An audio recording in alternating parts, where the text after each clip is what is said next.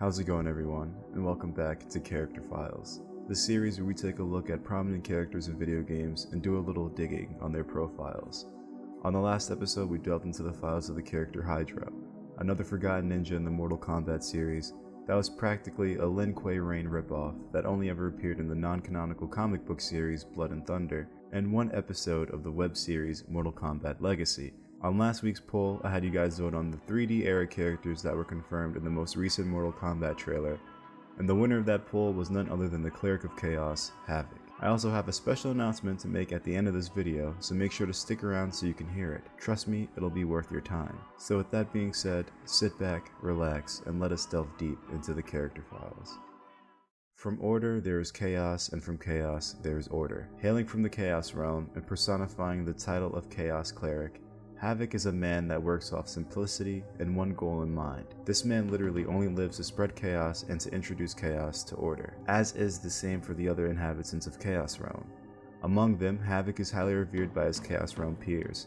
Due to the influence of Chaos Realm, Havik's habits and mentality is very, and I quote straight from the article I'm reading, sadomasochistic, which is a term I never even knew existed, but the definition is sadomasochism, also called S&M, deriving pleasure, often of sexual nature, from the infliction of physical or psychological pain on another person or oneself or both. So basically he's got Hisoka syndrome and gets turned on from getting hurt by others or inflicting harm upon himself, which is actually quite noticeable when taking a look at his appearance. Havik in the old timeline wore a red and black robe with a shiny silver helmet. However, the first thing that people tend to notice about Havik is that the skin on his lower and upper jaw is ripped off, completely exposing the skeletal structure below. This damage was in fact self-imposed, much like a lot of his moves that he's got in his moveset. Moves such as spinning his torso around and giving you the hands, snapping his legs in an awkward position and sending a projectile towards you, snapping his neck and healing from it, and my personal favorite from the latest Mortal Kombat trailer, ripping off his arm and beating the absolute snot out of you with it. Well,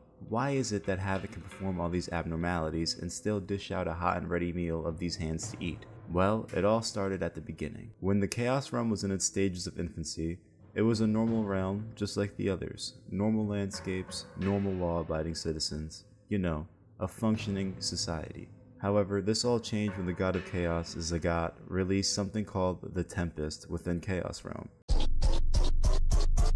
Shadow Wizard Money Gang. We love casting spells.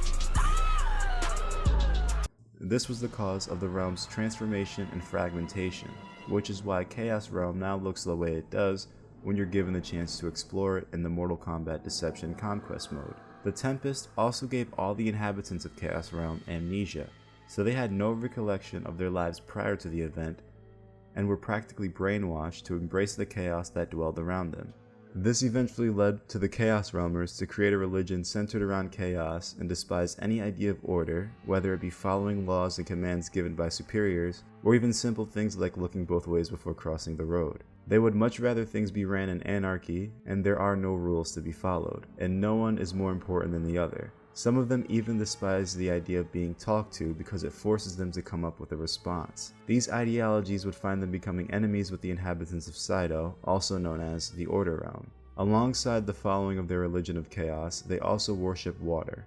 This is because they believe water is unable to be controlled and flows freely in whichever way it just so happens to be at whatever given moment in time. They look at it as a sort of natural form of anarchy. And it just so happens that the Chaos Realm has an abundance of water, which would also pose as another issue that the people of Saito have with the inhabitants of Chaos Realm. As much as I would like to go into more detail about the unusual society that is Chaos Realm, this video is about Havik. But if you're interested, let me know in the comments if you'd like a video going into the finer details of Chaos Realm. Now that you get an idea of the environment that Havik lives in, you should have a better understanding as to why he is the way he is. Havik first appeared in the game Mortal Kombat Deception, where he was in the middle of a dispute with Order Realm and had formed an alliance with the revolutionary Darius. It should be here that I point out to you all that Havik will align himself with anyone as long as his conditions and personal goals are met during said alliance. Using his alliance with Darius for example, Havik despises the Order Realm for the sake of it being order, and Darius doesn't like the strict rules of order that is abided in the realm and followed by strict, unjust punishment when those rules are broken, and he wishes to bring about change. And so Havik aligns himself with Darius because they share a similar goal in mind.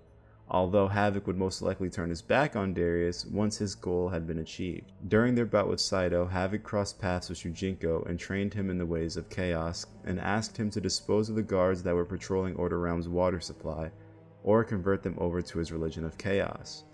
I should also note that sometime during this journey, Havik had found Cabal and revived him in his own image. Havik would also lead the combatants to Onaga's throne room to defeat the Dragon King, and in turn of Onaga's defeat, he would then resurrect Shao Kahn. It should be no surprise that Havik appeared alongside the rest of the roster in Mortal Kombat Armageddon, in which he would still be up to his chaotic ways and join the forces of darkness in an effort to defeat the forces of light and defeat Blaze and claim ultimate power for himself.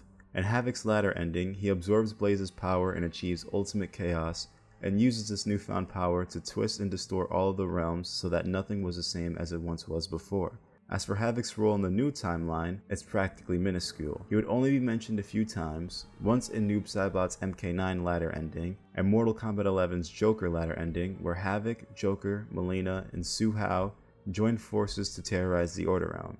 Havik did, however, have a much greater role in the Mortal Kombat X comic books, where he had served as the main antagonist, where he had an ability of blood magic similar to that of Scarlet, and using this ability, he was able to use the newly introduced Kamidogu daggers that in the previous timeline were amulets, and could possess anyone that had been cut by the dagger. His goal had been to collect all 6 daggers and bring about whatever madness that he had concocted in his brain. But as we all know, the MKX comics are no longer canon and they hold no impact on the story whatsoever. And this is the part that I would say this was the last we would see of Havik, but last week it would be revealed that our favorite Cleric of Chaos would be a playable character in the new Mortal Kombat 1 game releasing in September, although he would receive a character update of sorts. Since the game is yet to come out yet, we can only speculate Havik's character from the information that we have available to us at the time. According to his character biography, Havik is no longer a denizen from Chaos Realm, and this new timeline is instead an inhabitant from Order Realm, and his goal is to take down the oppressive regime that runs Order Realm and free his people that live in strictly regulated castes. Havik is a member of Saito's lowest caste and has no rights or privileges. Havik is eventually punished severely for a minor crime, and it was then when he decided to set out and bring an end to Saito's regime and bring about an anarchist utopia. As you can see, there are some noticeable differences in Havik's character,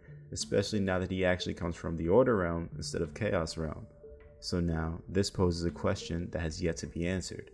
Does the Chaos Realm exist in this new timeline? Going off what information we have now, it doesn't seem likely, but we won't truly know until the game is released. Are you a fan of the Cleric of Chaos? What do you think about his new bio and character design? Let me know in the comment section down below, and don't forget to leave a like and head over to the community tab on my channel, go to the polls, and place your vote on the star for the next Character Files episode. If you're itching for more Mortal Kombat videos, you can check out this playlist that just popped up on the top right of your screen, or you can click the link in my bio and it'll take you to all the Mortal Kombat character files I've made so far. But if you want it to be a little bit easier, you can click the videos that'll pop up on your screen at the end of this video.